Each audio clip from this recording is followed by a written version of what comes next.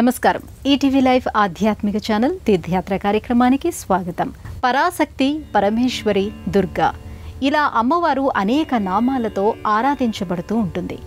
శక్తి స్వరూపిణిగా అనేక ప్రదేశాలలో కొలువై పూజాభిషేకాలు అందుకుంటూ ఉంటుంది. నారాయణుడి సోదరి కావటం వలన ఆ తల్లిని నారాయణిగా కొలుస్తారు. విష్ణుమూర్తి తోబొట్టువు కావటం వలన వైష్ణవిగా, వైష్ణోదేవిగా సేవిస్తారు. అలా ఆ తల్లి కొలువైన మధురలోని శ్రీ వైష్ణోదేవి ఆలయమే నేటి మన తీర్థయాత్ర.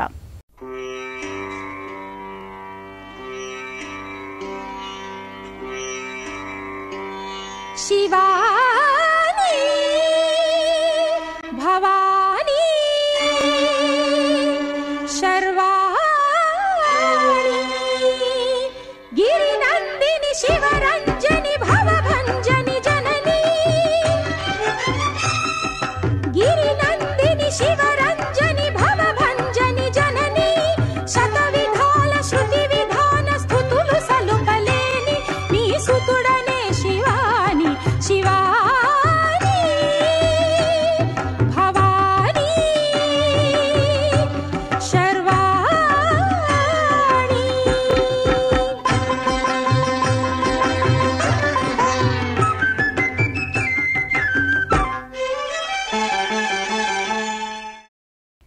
ఉత్తరప్రదేశ్లోని మధుర, బృందావనం ఈ రెండూ కూడా శ్రీకృష్ణుడి లీలా విశేషాలను ప్రత్యక్షంగా చూసి తరించిన ప్రదేశాలు. అలాంటి ఈ పుణ్య ప్రదేశంలో శ్రీకృష్ణుడి ఆలయాలు ఎక్కువగా ఉండటం సహజం. అయితే ఆయన సోదరి అయిన వైష్ణోదేవికి కూడా ఈ నేలపై ఆలయాన్ని నిర్మించడం విశేషంగా అనిపిస్తుంది. అమ్మవారి ఆలయాలలో ఇది ప్రత్యేకమై నిలుస్తోంది. వైష్ణోదేవి అనే పేరు వినగానే జమ్మూ కాశ్మీర్ ప్రాంతంలోని మాత వైష్ణోదేవి ఆలయం కళ్ల ముందు కదలాడుతుంది. అదే పేరుతో అమ్మవారు కొలువై ఉండడం ఇక్కడి ప్రత్యేకతగా కనిపిస్తుంది. మహాలక్ష్మి, మహాకాళి, మహాసరస్వతుల ఏకశక్తి రూపమే వైష్ణోదేవిగా చెప్పబడుతోంది. అలా అమ్మవారు ఇక్కడ త్రిశక్తి స్వరూపిణిగా భక్తులను అనుగ్రహిస్తూ ఉంటుంది. మథురలోని వైష్ణోదేవి ఆలయానికి చేరుకునే రోడ్డు మార్గం చాలా ఆహ్లాదంగా ఉంటుంది. చుట్టూ పంట పొలాలు, ఆ మధ్యలో దారిని చీల్చుకుంటూ వెళ్లిన తారు రోడ్డు, దారి పొడుగునా పలకరించే చల్లని గాలి మనసుకు ఉల్లాసాన్ని కలిగిస్తాయి. పెద్దగా రద్దీ కనిపించకపోవడం వల్ల ప్రయాణం ప్రశాంతంగా సాగుతోంది. ప్రశాంతమైన వాతావరణం కారణంగా అలసట ఎంత మాత్రం తెలియదు. ప్రకృతి పంచే అనుభూతిని ఆస్వాదించేలోగా అమ్మవారి నిలయం వచ్చేస్తూనే ఉంటుంది. సింహవాహనంపై ఆసీనురాలైన వైష్ణోదేవి రూపం ఆలయానికి చాలా దూరంగా ఉండగానే కనిపిస్తూ ఉంటుంది. ఎందుకంటే ఆరుబయట ఏర్పాటు చేసిన వైష్ణోదేవి మాత విగ్రహం 141 అడుగుల ఎత్తును కలిగి ఉంటుంది. నేల నుంచి సింహం వరకు 35 అడుగుల ఎత్తు ఉంటుంది. అమ్మవారి సన్నిధిలో ఆ తల్లికి నమస్కరిస్తూ హనుమమూర్తి ఉంటుంది. నేల నుంచి 32 అడుగుల ఎత్తులో హనుమమూర్తిని ఏర్పాటు చేశారు.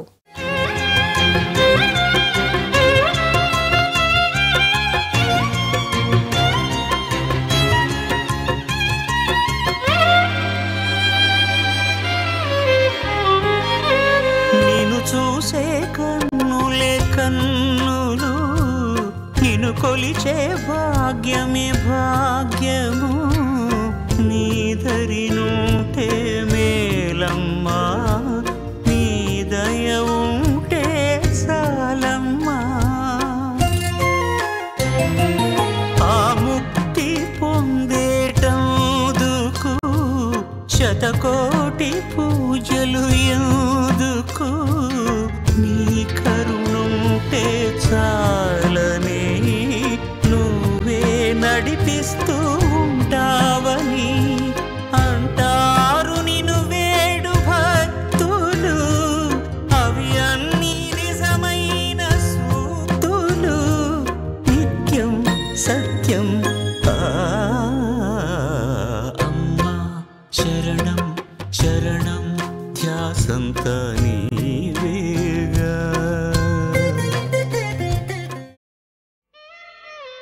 ప్రధానమైన గేటు దాటుకుని ఆలయ ప్రదేశంలోకి అడుగుపెట్టవలసి ఉంటుంది.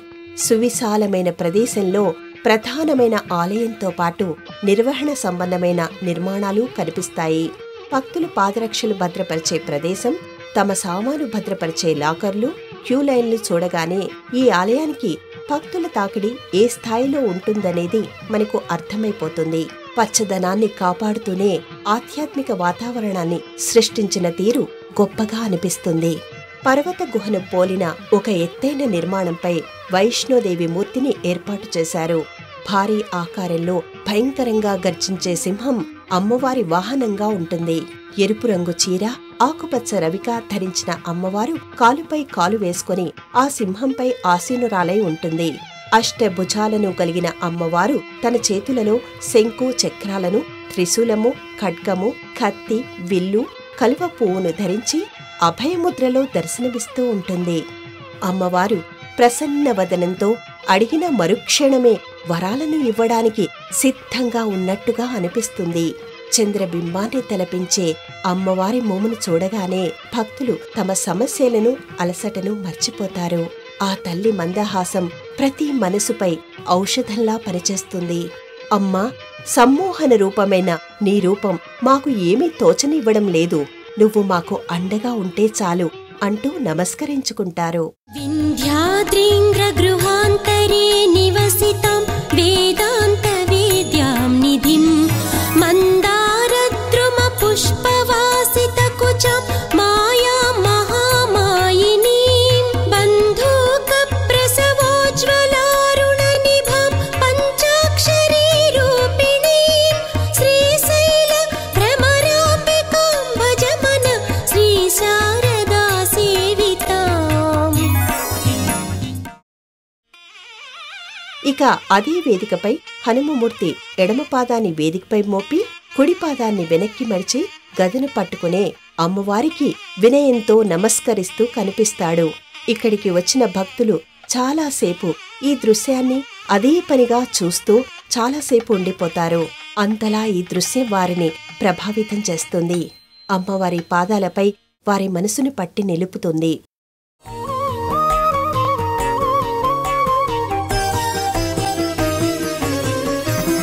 సర్వభూతా యదా దేవి స్వర్గముక్తిప్రదాయిని త్వం స్తుతా స్తుతయే కావా భవంతు పరమోక్తయః సర్వస్య బుద్ధిరూపేణ జనస్య హృది సంస్థితే స్వర్గాపవర్గదే దేవి నారాయణి నమోస్తుతే కళాకాష్ఠాదిరూపేణ పరిణామప్రదాయిని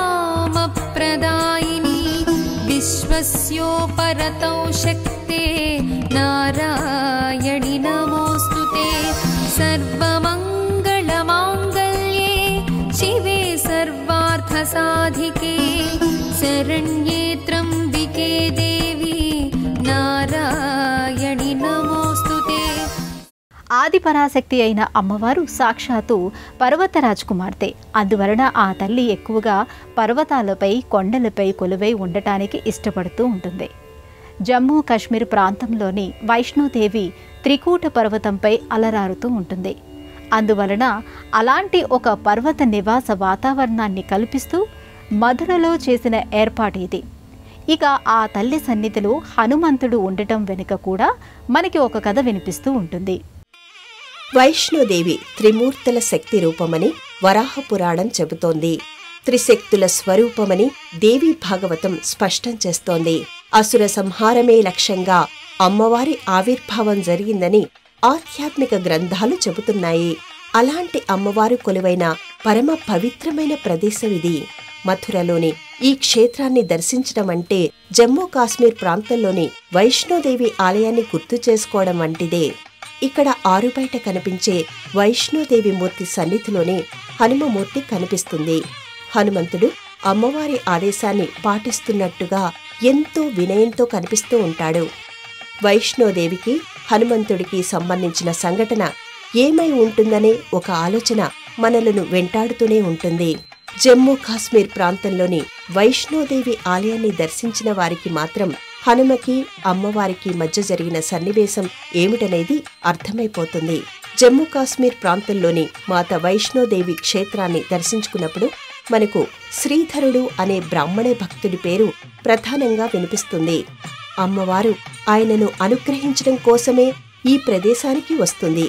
అయితే భైరవనాథుడు అనే మాంత్రికుడు అమ్మవారి శక్తిని సవాలు చేస్తూ వెంబడిస్తూ ఉంటాడు. అతనికి గల వరం గురించి తెలిసిన అమ్మవారు 9 నెలలపాటు తపస్సు చేసిన తర్వాత అతనిని సంహరించాలని భావిస్తుంది. అలా అమ్మవారు త్రికూట పర్వతంపై గల గుహలోకి చేరుకుంటుంది. తనని భైరవనాథుడు వెతుకుతూ వస్తున్నాడని గ్రహించిన అమ్మవారు హనుమను పిలుస్తుంది. తాను 9 నెలలపాటు తపస్సు చేయవలసి ఉందని, అప్పటి వరకు భైరవనాథుడు ఆ గుహలోకి ప్రవేశించకుండా చూడమని చెబుతుంది. అందుకు అంగీకరించిన హనుమ 9 నెలలపాటు ఆ గుహ ద్వారం చెంతనే ఉంటాడు. ఆ గుహలోకి ప్రవేశించడానికి భైరవనాథుడు ఎన్నో విధాలుగా ప్రయత్నిస్తాడు. కాని హనుమను దాటుకుని అడుగైనా ముందుకు వేయలేకపోతాడు. 9 నెలలపాటు నిరంతరం హనుమతో అతను పోరాడుతూనే ఉంటాడు. అయినా ఎంత మాత్రం ప్రయోజనం లేకుండా పోతుంది. తపస్సు పూర్తి చేసుకుని వచ్చిన అమ్మవారు భైరవనాథుడి శిరస్సును ఖండిస్తుంది. ఈ సంఘటనకు గుర్తుగా మథురలోని ఈ ఆలయంలో హనుమమూర్తిని ఏర్పాటు చేశారు.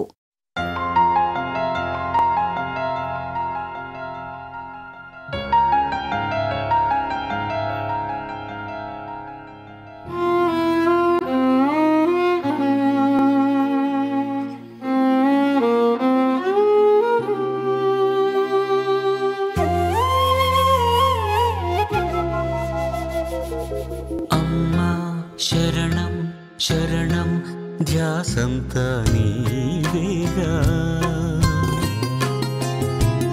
అమ్మా, స్మరణం స్మరణం శ్వాసంత నీవేగా. నీకై ధ్యానమే నా ప్రాణమై, నేనా ధ్యానమందున లీనమై ఉంటానిలా జన్మ సార్థకం అయ్యే వరకు. అమ్మా, శరణం శరణం ధ్యాసంత నీవేగా. అమ్మా, స్మరణం స్మరణం శ్వాసంత నీవేగా. ఒకవైపున పర్వత ప్రాంతాన్ని తలపించే నిర్మాణాలు, మరోవైపున అందంగా తీర్చిదిద్దిన ఉద్యానవనాలు, ఇంకొక వైపున వైష్ణోదేవి నేపథ్యానికి సంబంధించిన సన్నివేశాల చిత్రణ చూపురులను విస్మయులను చేస్తాయి. జమ్మూ కాశ్మీరులోని మాతా వైష్ణోదేవి ఆలయాన్ని అనుక్షణం గుర్తుకు తెచ్చేలా చేస్తాయి. అందుకోసం ప్రతి విషయంలో ఇక్కడే నిర్వాహకులు తీసుకున్న జాగ్రత్తలు అభినందనీయమనే చెప్పాలి.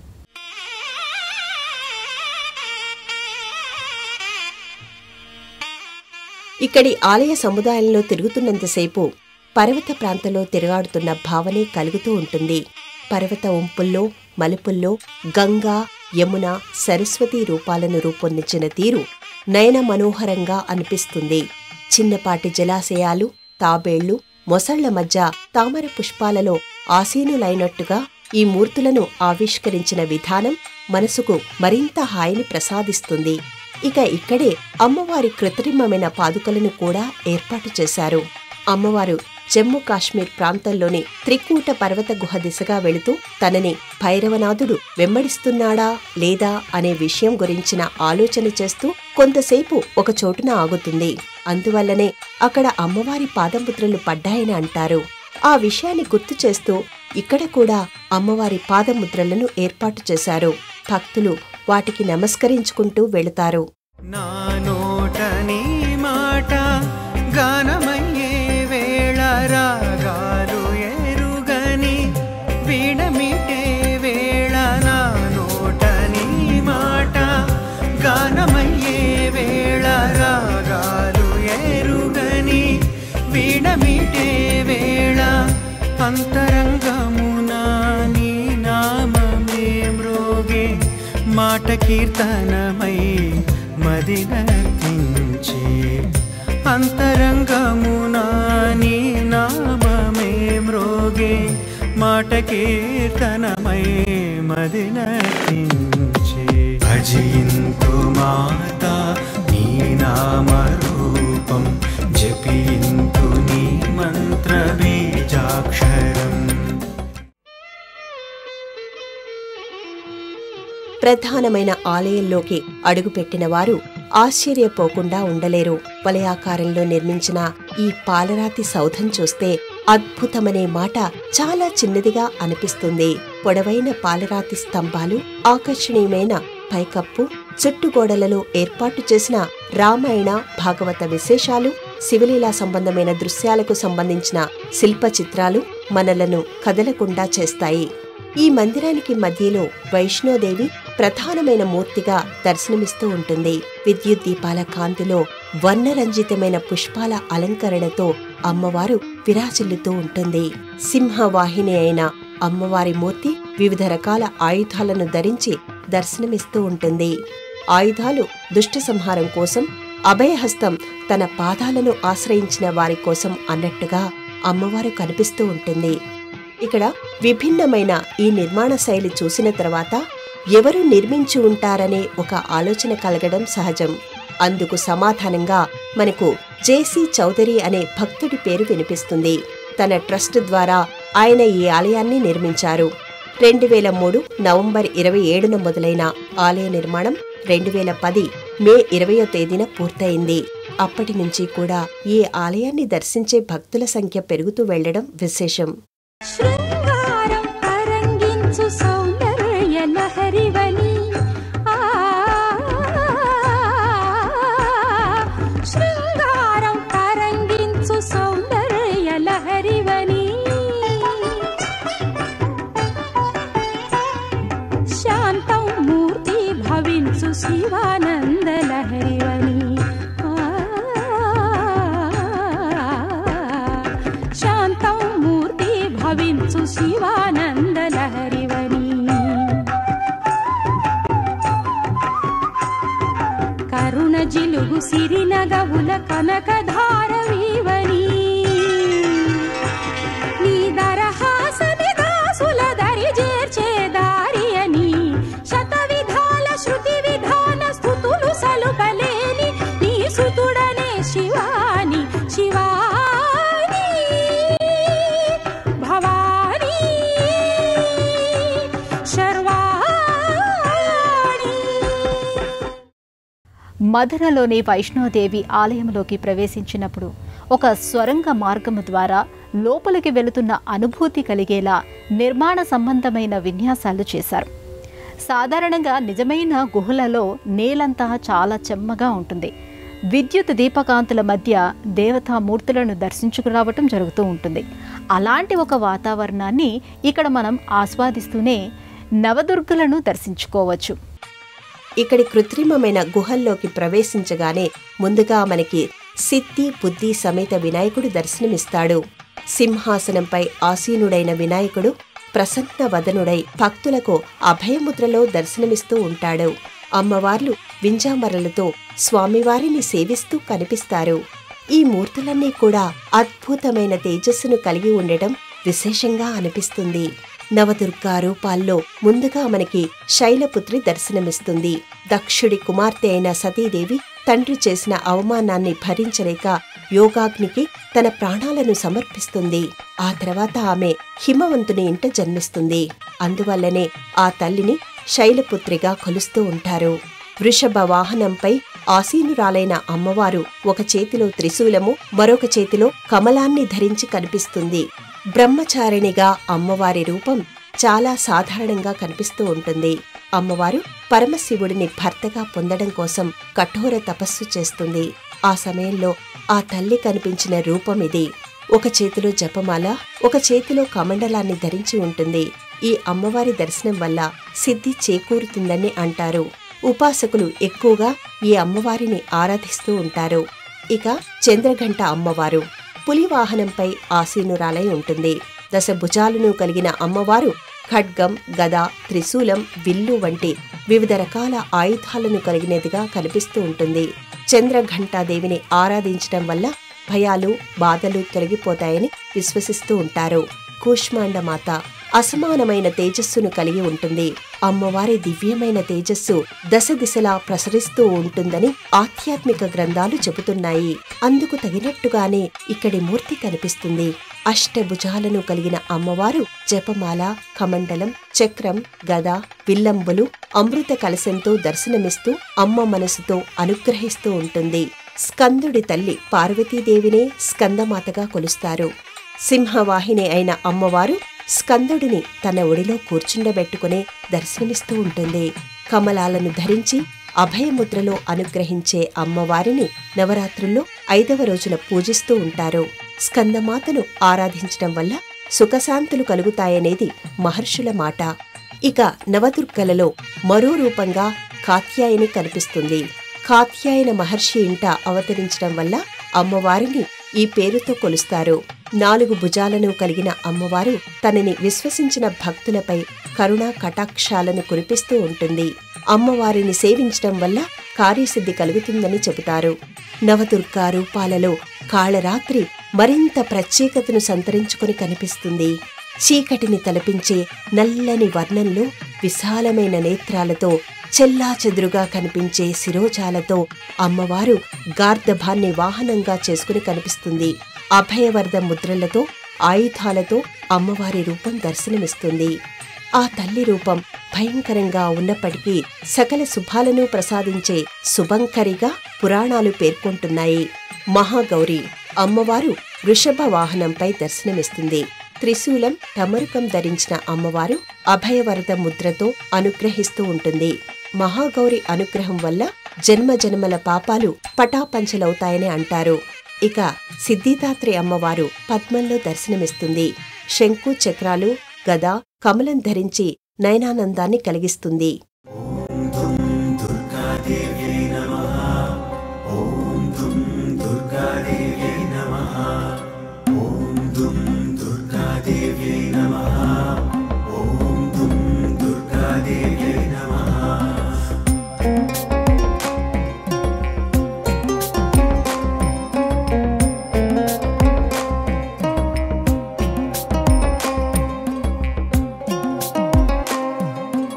భజయంతు మాతా నీ నామరూపం జపింతు నీ మంత్ర బీజాక్షరం.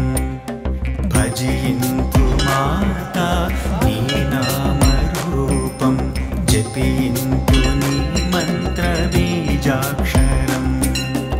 ఓం దుం దుర్గాదేవి నమః. ఓం దుం దుర్గాదేవి నమః.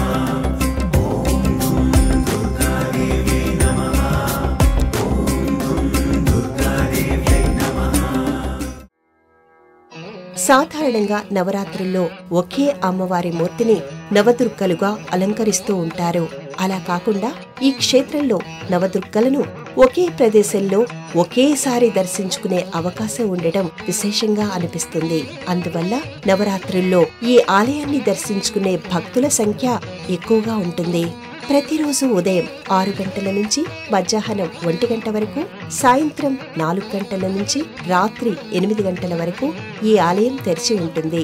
దేశంలోని అన్ని ప్రధానమైన నగరాల నుంచి మథురకు రోడ్డు, రైలు, వాయు మార్గాలు ఉన్నాయి. మథుర నుంచి 14 కిలోమీటర్ల దూరంలోని వైష్ణోదేవి ఆలయానికి స్థానిక వాహనాల్లో చేరుకోవచ్చు. సమీప విమానాశ్రయంగా ఢిల్లీ ఎయిర్పోర్ట్ కనిపిస్తుంది. శక్తి స్వరూపిణి అయిన అమ్మవారు వైష్ణోదేవిగా దర్శనమిచ్చే ఈ ప్రదేశం ప్రశాంతతకు ప్రతీకగా కనిపిస్తుంది. జమ్మూ కాశ్మీర్ ప్రాంతంలోని వైష్ణోదేవి క్షేత్రాన్ని గుర్తుకు తెస్తూ అనుభూతులను ఆరబోస్తుంది.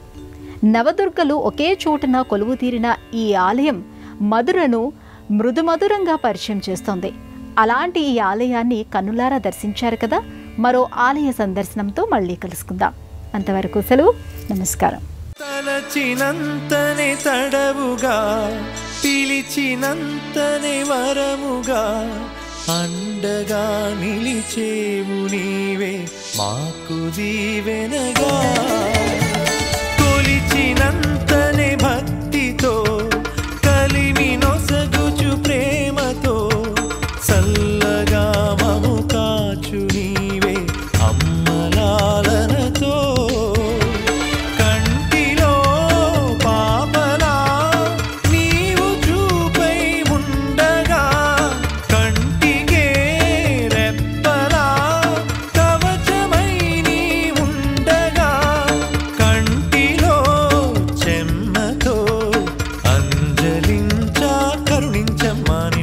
స్వర్ణధారిణి స్వర్ణధారిణి సౌమ్యరూపిణి సౌఖ్యదాయిని పాహి మాం భక్తరంజని దుఃఖభంజని కష్టనాశని పాహి మాం. ఈ కార్యక్రమాన్ని తిరిగి చూడాలనుకుంటే www.youtube.com/@ETV Life Spiritual లో చూడవచ్చు.